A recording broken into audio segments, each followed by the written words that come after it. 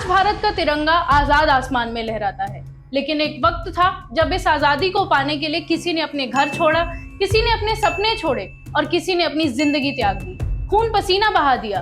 और उन्होंने उस आजादी के साथ हमारे कंधों पर एक बहुत जरूरी जिम्मेदारी भी दी थी, जिसे आज हम सब भूल चुके हैं। उन लेसन्स को हमें आज फिर से याद करने की जरूरत है इस 88th इंडिपेंडेंस डे पर। 1947 में भारत आजाद तो हो गया था, लेकिन एक नहीं था। हंड्रेड्स ऑफ प्रिंसली स्टेट्स, अलग रूलर, अलग डिसीजन, अलग इंटरेस्ट। और तब सामने आए सरदार वल्लभ भाई Patel, the iron man of India. उन्होंने सिर्फ स्टेट्स को मैप पर ही नहीं जोड़ा, बल्कि भारत को भारत बनाने में मदद की। और शायद इसीलिए उनकी स्टोरी हमें याद दिलाती है कि अकेला स्ट्रॉन्ग होना इनफ नहीं है। असली स्ट्रेंथ एक साथ खड़े होने में।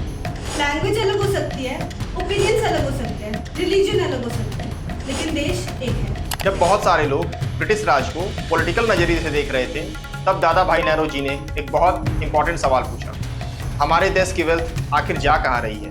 फिर उन्होंने एक बहुत इंपॉर्टेंट कॉन्सेप्ट रखा, ट्रेन ऑफ वेल्थ। एक सिंपल लेसन, जिस चीज़ को आप मैनेज नहीं कर सकते उसे आप प्रोटेक्ट भी नहीं कर सकते, चाहे वो देश की वेल्थ हो या आपके मेहनत का रिजल्ट। गांधी जी चाहते तो पूरी दुनिया की बेहतरीन चीजें खरीद सकते थे, पर उन्होंने खादी चुना। सिंपल लाइफ, सिंपल कपड़े और इस सिंपलिसिटी को पूरे देश की स्ट्रेंथ बना दिया।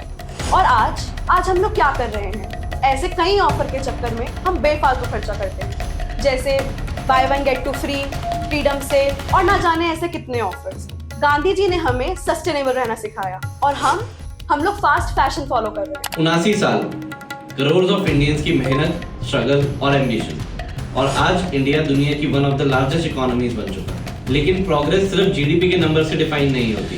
एक स्ट्रॉन्ग नेशन स्ट्रॉन्ग और रिस्पॉन्सिबल सिटीजन से बनता है। सिटीजन जो सिर्फ अपनी राइट्स नहीं बल्कि रिस्पॉन्सिबिलिटीज भी समझते हैं, जो कॉन्शियसली कंज्यूम करते हैं, रिस्पॉन्सिबल फाइनेंशियल डिसीजंस लेते हैं, अपने फ्यूचर को सिक्योर करते हैं, अपनी फैमिली को फाइनेंशियली स्ट्रॉन्गर बनाते हैं, क्योंकि हर घर जब एक फाइनेंशियली स्ट्रॉन्ग होता है तभी एक देश भी स्ट्रॉन्ग होता है। इस 80th इंडिपेंडेंस डे पर शायद आज़ादी को सेलिब्रेट करने के लिए सबसे अच्छा तरीका सिर्फ ये याद करना नहीं कि भारत ने कितना अच्छा सफर तय किया है, बल्कि डिसाइड ये करना है कि भारत को आगे ले जाने में हमने अपनी रिस्पॉन्सिबिलिटीज कैसे निभानी है।